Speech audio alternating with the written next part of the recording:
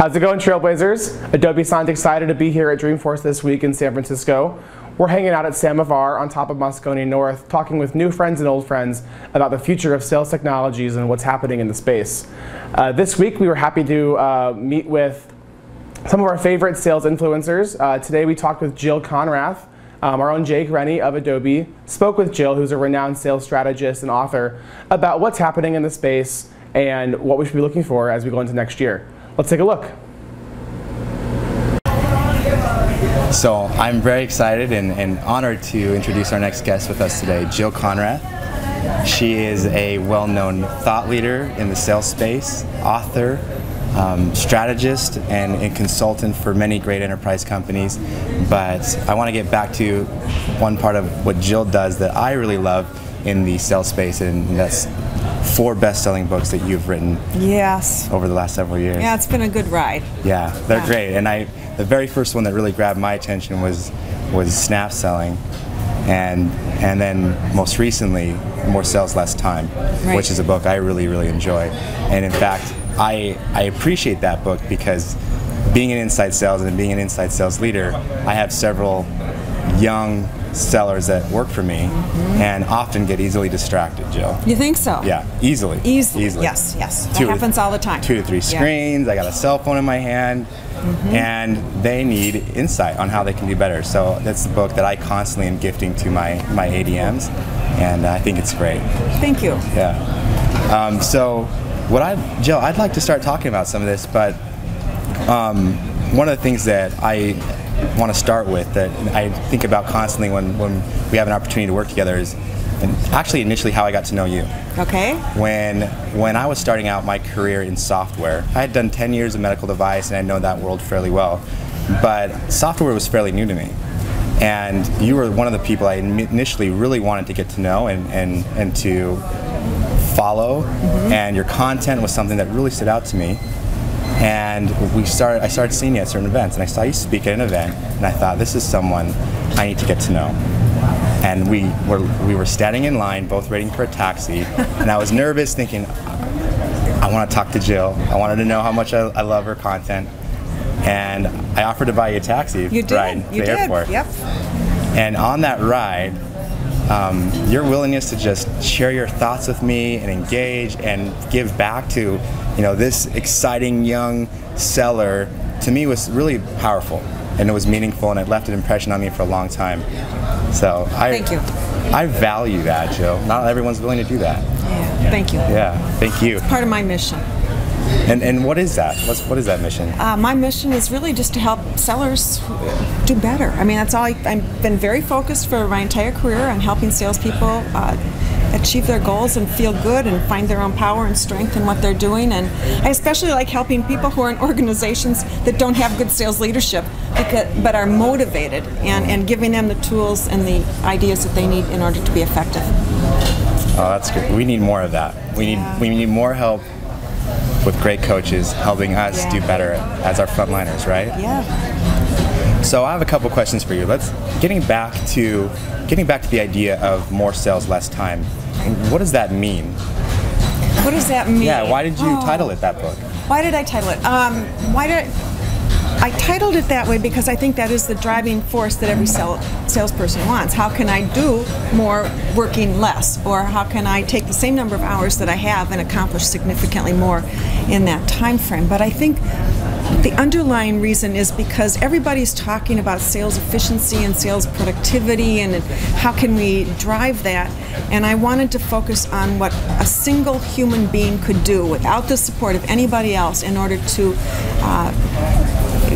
bring in more revenue without working from sun up to sundown. Right. And the truth of the matter is, for years, you mentioned my book Snap Selling, which is all about selling to crazy busy people. Right. Okay. Since that book came out, I had so many people come up to me and say, Jill, this is really helping me sell to the buyers today who are so overwhelmed, but I'm crazy busy too. What do you have for me? Right.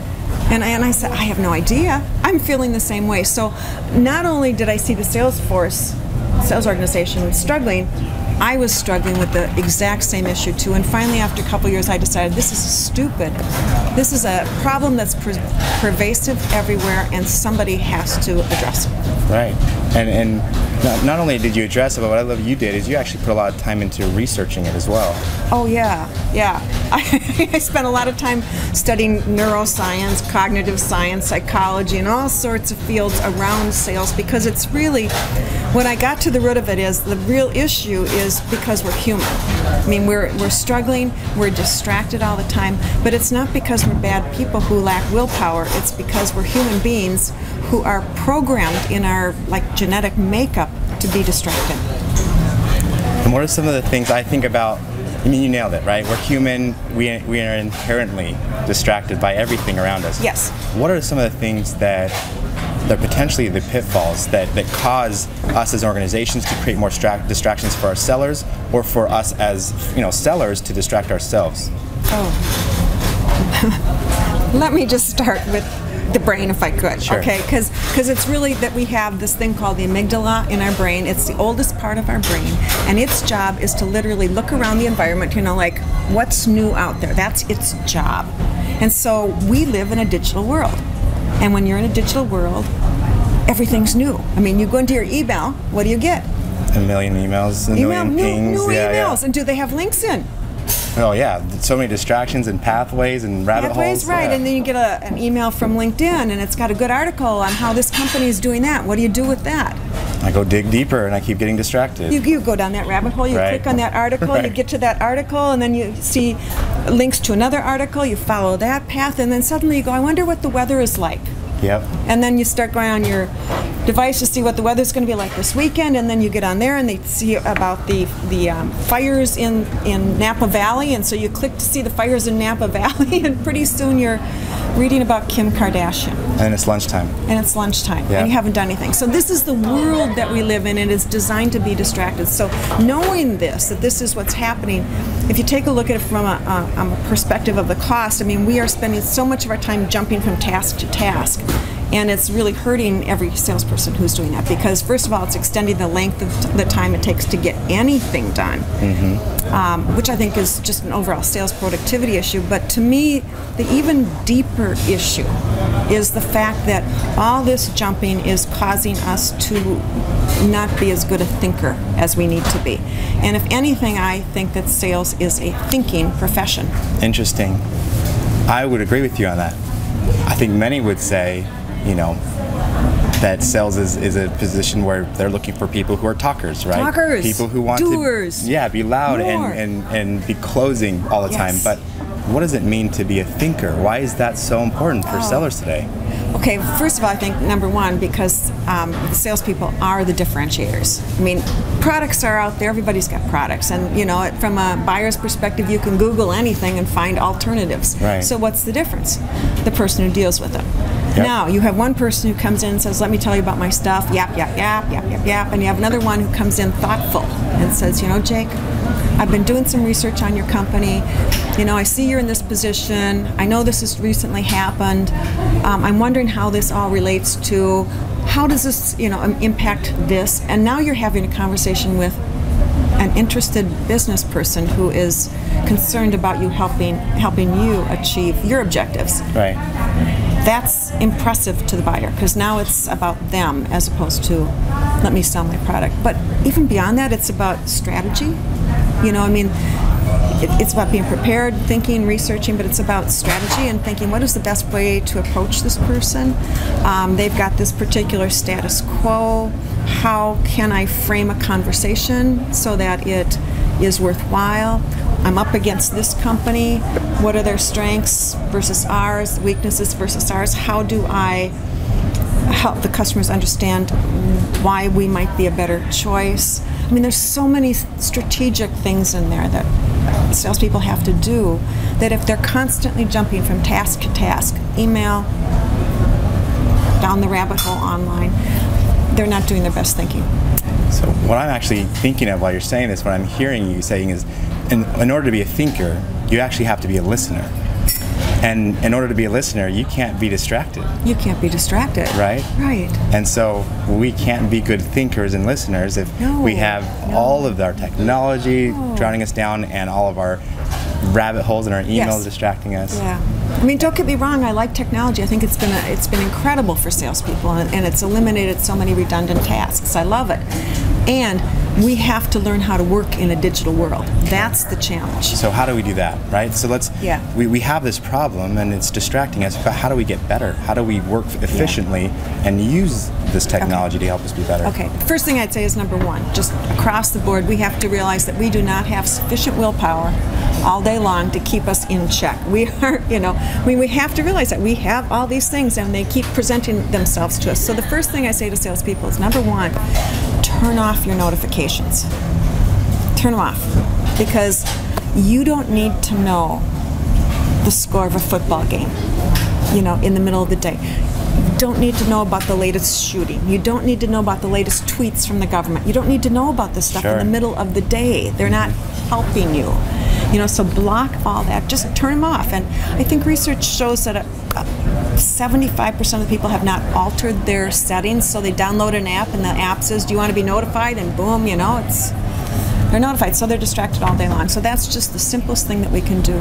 The second thing I think we can do is we can create times during the day when we don't allow ourselves to go online, and we can literally block ourselves using technology, different apps, to block ourselves from being distracted. Right. And then we can just focus on setting up our day differently. And I think if you recognize that sales is a thinking profession, then you want your reps to come in during the course of the day, and rather than jump right into email, to sit down and very thoughtfully say, how can I have the maximum impact today? What can I do that will lead to me achieving my goals better? What companies do I need to advance? But to just sit quietly before they get lost in email and identify what is most important and put it on their calendar. Like literally put it on their calendar, because if it's not on their calendar, the time just disappears. Yeah. And other people in your company will go, "Oh, Jake's free from 10 to 11. Well, you're not free. That's when you were planning to work on that strategic plan for that company. So true. It happens to me every day. Yes, but you didn't fill it in. No, I didn't. No, so you have to learn to fill in time for yourself too. Because this is when I'm going to work on this is when I'm going to work on that, so you're blocking time in the day for yourself. That's just traditional, it's like time management in the distraction era. Yeah. It couldn't be any more true. For the month of October, my wife and I decided to get rid of all social media on our phones. So we deleted all of our apps, and we just decided social media free for the month of October. And I'll tell you, we're a full week into the month of November, and I have yet to feel tempted or desire to go and re-download those apps. Why? Because the lack of distraction has allowed me to be more involved and more engaged in the tasks that I'm doing. Yes, and even at home with your kids and family things, you're there. Right, and being more present, I feel like creates better and more authentic experiences. Yes, it does.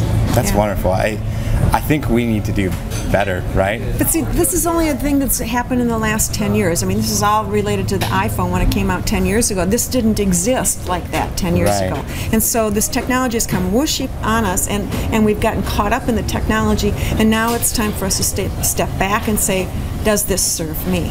Yes. Does this serve my family? Does this help me really with my job? And the answer in many cases is no. We've just kind of gotten caught up in this addictive nature, and by the way, all those apps are designed to be hugely addictive. Hugely addictive. Intentionally, yeah. I was talking to a guy the other day. He said he got in an elevator on a building he was going up to see a prospect. Got in the elevator. First thing, pulls out his cell phone, checks Facebook. Doesn't have coverage in the elevator. So he puts it back, and by the time he got off the elevator, he was already checking Facebook again because he'd forgotten he'd just checked it 13 floors below. But that's how addictive it is, and we can't do our best job. We can't be present for the people in our lives, like our family, like our clients, like our friends. It's so crucial to get a hold of this technology thing. So if we get this right? If we work with our teams, our sellers, to be more focused and present and less distracted in what they're doing, what kind of impact can it actually have on a single individual? Oh my gosh.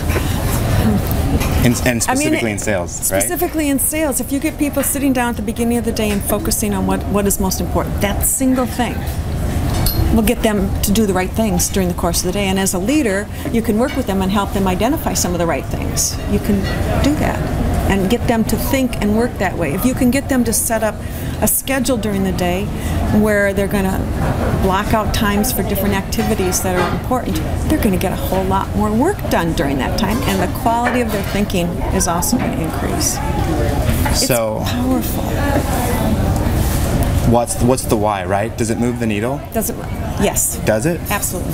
And how have we seen impacts? Have any organizations you've worked with that you've actually helped They haven't been measuring. People don't like to measure stuff Yeah, like this. They got enough stuff to measure. But the reality is, research shows you can easily gain 1 to 2 hours a day extra, just in the time factor thing. I need that. 1 to 2 hours extra. You can go home and be done with work, perhaps, or not check email right before you go to bed, because you really honestly don't need to do that. So the quality of your life goes up. The fragmentation and stress that you're under decreases. If you're trying to learn anything, research shows that if you're constantly distracted and trying to learn something new, it takes 40 to 60% longer to learn it. If you're constantly distracted and trying to remember things, your brain actually files them in a place that you can't access. It's just a function of brain science. I mean, this is brain science. So calmer, more focused. Yeah, I'd be happy if I could give an hour back to each one of my inside sellers. Yes. Right. What could they do with that extra hour? With more valuable selling activities. Right. We could close more deals. Right. There's some research out there that says that the average salesperson has between, I think, 22 and 25% of their time is spent actually interfacing with customers. And then there's some additional research that shows that top sellers only spend like 10% more time with customers, or 30. What was it? It was like 10 hours, and then it got up to 13 hours is what I was looking at. And top sellers have just that much more time focused on customer interfacing activities. They're not jumping and bouncing in there. Wow. So it's not huge. I mean, 3 hours a week given back to somebody is the difference between a top seller and an average seller. Yes. I would probably argue then that those who have figured out how to get those hours also have learned how to be more efficient with their time and the activities that they're doing in that time. Yeah? Yes. I would argue that the top sellers have already said, my time is my most valuable asset. Yep. My time is my most valuable asset. I need to look at my day. I need to protect myself from these interruptions. They're not getting me anywhere, and I need to focus on getting the work done. Everybody else is bounce, bounce, bounce. I would totally agree. If I had one currency I care about the most right now, it's time. Time. Right? Mm-hmm. So we've talked about some of the negative impacts of distractions of technology, but you in your role as a consultant and a strategist, and even us at Adobe with our technology, our focus is to help create velocity, right, in sales cycles. What are some of the things that you're doing that really get you passionate about sales enablement and helping sellers? Mostly I'm really focusing on the personal aspect of it, because I think the companies that are out there, with your sign, it speeds things up to get a deal in a lot faster. I think you guys are doing good things on that. I think companies like Discover.org or Inside View that are letting people know about trigger events, I think they're doing a great job letting people know about that. I think anybody that can eliminate any redundancies in how we work is spectacular, and they're doing a good job. To me, the part that isn't being addressed is the human aspect, and that's what I'm most excited about, because that's no cost. Right. And everybody can do that. Everybody can get benefit of that from that today. So do you have one tip for all of our viewers and listeners of how to bring more of that human element back into the sales cycle? The first part of bringing more of the human element back into the sales cycle is to have more time for yourself. There you go. To be more human and to protect yourself from all this noise that's out there. Because if you can find the time to focus on yourself and what's important, then you can focus on your customers and how you can make a big difference. But to me, it comes back to, we can't have salespeople out there rushing blindly forward, in the more mode. We have to get salespeople who are focused on how can they make a difference and how can they help their customers achieve their goals. But you got to get a little quieter to do that. Right. It's an interesting concept that getting quieter can actually help us make much more noise and make much more impact, right? I know.